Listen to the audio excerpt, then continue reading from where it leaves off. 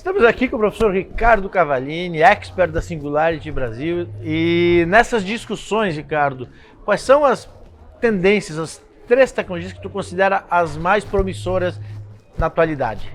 Cara, acho que tem muitas, né? Acho que para dizer 3 é difícil, mas vou citar 3 que eu acho que tem bastante impacto, tá? Inteligência artificial, como todo mundo sabe, muita força, tudo quanto é segmento, tudo quanto é indústria. Vou citar uma que muita gente acha que não tem tanto impacto assim em outros segmentos, mas que vai ter em todos, que é a impressão 3D. Né? É uma tecnologia que já está avançando muito rápido, já está bastante disponível e vai permitir que a gente crie coisas que não são factíveis hoje usando os métodos de produção tradicional, então vai ter impacto em tudo isso.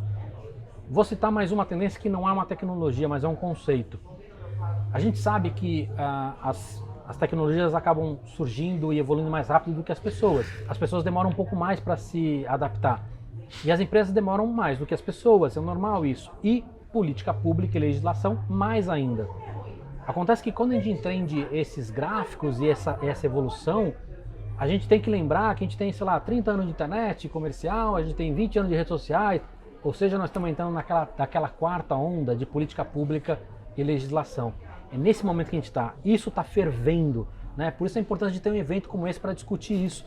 Porque quando a gente fala de LGPD, isso é só o começo. Assim, todo dia a gente vai ter alguma coisa para falar de monopólio, de privacidade, enfim, de tudo isso que a gente já está discutindo hoje.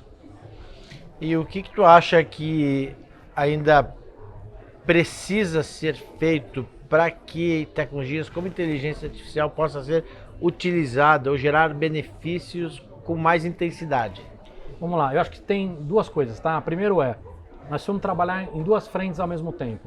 A primeira é trabalhar para minimizar os problemas, né? Ou mitigar esses problemas, ou acabar com esses problemas, porque a gente sabe que toda tecnologia ela traz desafios e traz muitas coisas boas. E a segunda é o óbvio, que é o outro lado. Como é que a gente usa essas tecnologias, né, para resolver situações, para melhorar, ou seja, como é que a gente usa para o bem e como é que a gente mitiga os problemas que ela traz, tá?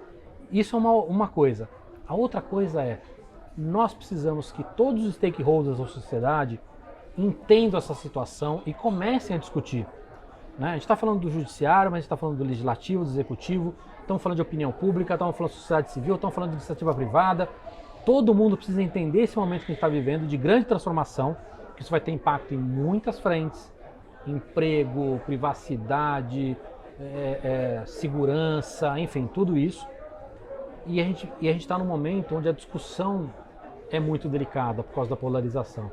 Então a gente precisa discutir isso muito mais do que a gente está discutindo hoje.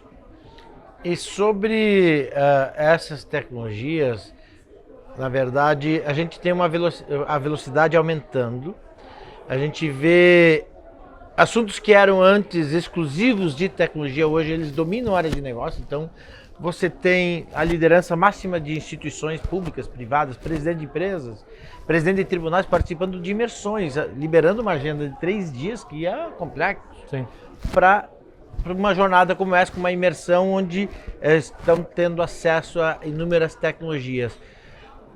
Aí eu queria trazer a reflexão sobre o papel do líder de tecnologia, que me parece que a responsabilidade dele ela aumentou muito, porque antes ele tinha preocupação com manter a instituição operando, estável, segura, que já é um desafio. Mas e essas novas tecnologias que estão na agenda do líder, o líder vê essas possibilidades, quer implementar, mas aí a capacidade da tecnologia ela não condiz com isso.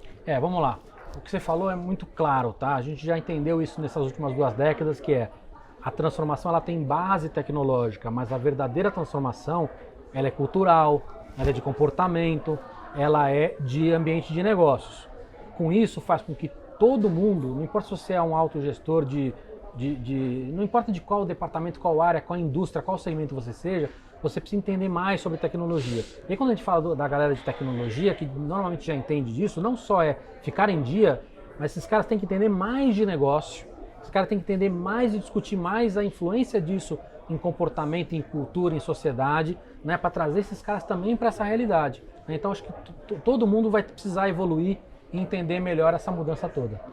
E uma visão sobre o futuro, na verdade, Pô, a gente tá passando por uma discussão, metaverso, pô, algo desconhecido, aí com o Facebook mudou o nome, gerou curiosidade, todo mundo está buscando, né, entender o seu posicionamento, como ocupar o espaço, qual é a melhor estratégia. A gente vê aí computação quântica, uma série de tecnologias e a velocidade cada vez encurtando, né, cada vez mais curtos esses ciclos. Qual a tua percepção sobre o dia de amanhã diante dessa velocidade de tecnologia? Como é que a gente deve se comportar e as recomendações? É muito comum as pessoas terem uma ansiedade muito grande, uma aflição muito grande ou até um desespero. Porque realmente, é o que você falou, é muita coisa vindo o tempo todo. Você vai mudar o mundo, vai mudar como você namora, como você trabalha, como você estuda e tudo mais. Então, o primeiro ponto é assim, sem desespero.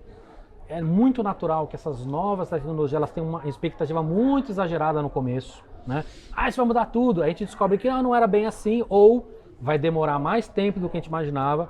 Eu falei de impressão 3D, falamos de inteligência artificial. Gente, tecnologias da década de 80. Já faz tempo, né, que se fala dessas tecnologias. Exatamente. Então, a primeira impressão 3D foi em 84, né? Então, não quer dizer que a gente não deva se preocupar, não deva trabalhar em cima disso, mas não é do dia para a noite que acontece. E, ao mesmo tempo, é entender que mais do que entender o metaverso, ou impressão 3D, ou IA, é entender que a gente precisa de um aprendizado contínuo. A gente precisa estar sempre aprendendo, sempre se renovando, sempre se redescobrindo. Porque se tem muita coisa nova o tempo todo, não é, vou aprender e ficar em dia, não. Vim aqui, fiz 3 dias de curso, tá bom. Não. Você vai ter que estar todo dia aprendendo. Quer fazer uma analogia muito boa? Exercício físico.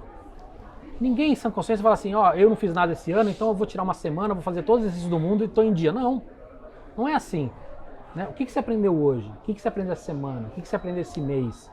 A hora que você começar a se perguntar o que eu aprendi esse ano, você já está atrasado. Então a gente vai precisar entender que o aprendizado contínuo vai ter que fazer parte das nossas vidas. Tem um fato, olha só, a videoconferência é uma tecnologia muito antiga.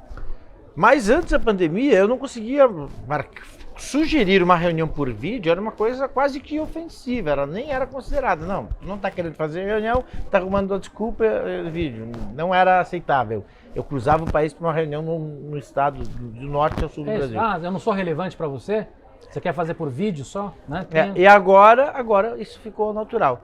Mas teve uma crise. Será que a gente precisa de uma crise para passar essas etapas e adotar a tecnologia com mais naturalidade, ou agora, depois desse fenômeno, vai ser mais natural?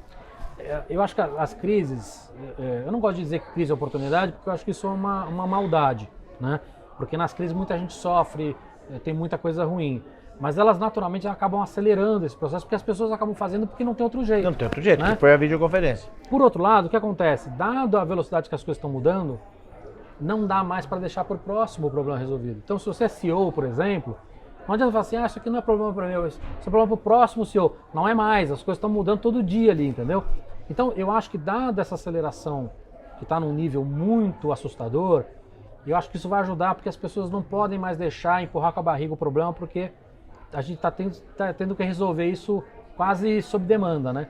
Então, acho que essas coisas vão acabar mudando. Muito bom. Parabéns pelo teu trabalho, Ricardo. Obrigado mais uma vez por contribuir. Obrigado. Fechou.